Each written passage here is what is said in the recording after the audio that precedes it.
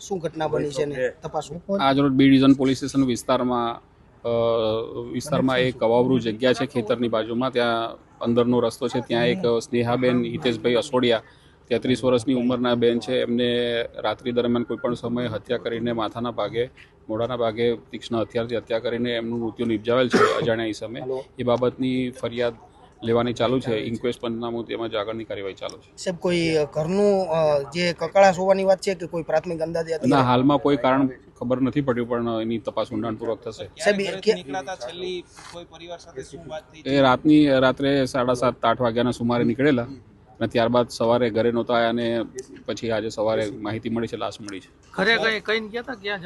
ઘરે સાંજે નીકળેલા પાણીપુરી ખાવાનું કહીને પતિને નીકળેલા. ત્યારબાદ એમનું સવારે મૃત્યુ થયેલ છે અને અહીંયા લાશ મળી આવેલ છે. સાહેબ, બીજા કોઈ ઈજાના નિશાન છે? ના, બીજો કોઈ અત્યારે એમની માથાના મોઢાના ભાગે ને માથાના ભાગે પાછળના ભાગે થવાના કારણે થયેલ છે. સાહેબ, પ્રાથમિક તપાસમાં એવું કંઈ સામે આવ્યું છે કે અહીંયા જ હત્યા કરવામાં આવી છે કે હત્યા કર્યા બાદ? હાલના સંજોગો જોતા અહીંયા સ્થળ પર જ હત્યા થયેલ છે એવું માની શકાય.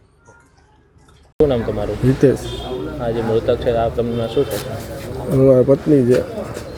શું બન્યો હતો? બનાવ એવું બન્યું છે કે એ રાતે પાણીપુરી ખાવા ગઈ હતી અને ઘરે આવી નહીં. પછી તો કઈ જગ્યાએ પાણીપુરી ખાવા ગયા હતા? પાણીપુરી આગળ ચોકમાં ખાવા જાય છે. તમને કઈ જાણ કરી હતી? મને જાણ કરી કે હું ખાવા જાઉં છું, પણ તમે વર્તી કે એ બાજુથી હાલજો, મને તેડતા જાજો કે જો રસ્તામાં ભેગી થાવ ને તો હું એ બાજુથી આવ્યો, પણ રસ્તામાં ક્યાંય ભેગી ન થઈ. એટલે હું ઘરે આવ્યો તો ઘરે લાઇટ ને બધું ચાલુ હતું, તો લોક મારેલો હતો. લોક ખોલીને હું અંદર ગયો તો મોબાઈલ અંદર પડ્યો હતો એમને ચાર્જિંગમાં. તમને કઈ રીતના જાણ થઈ? મને જાણ એમના ભાઈ તરીકે થઈ જાણ કે આવી રીતે મેં આવ્યું છે મોબાઈલમાં. એ કે તમને કોઈ ઉપર શંકા? મને કોઈ ઉપર શંકા એવી નથી.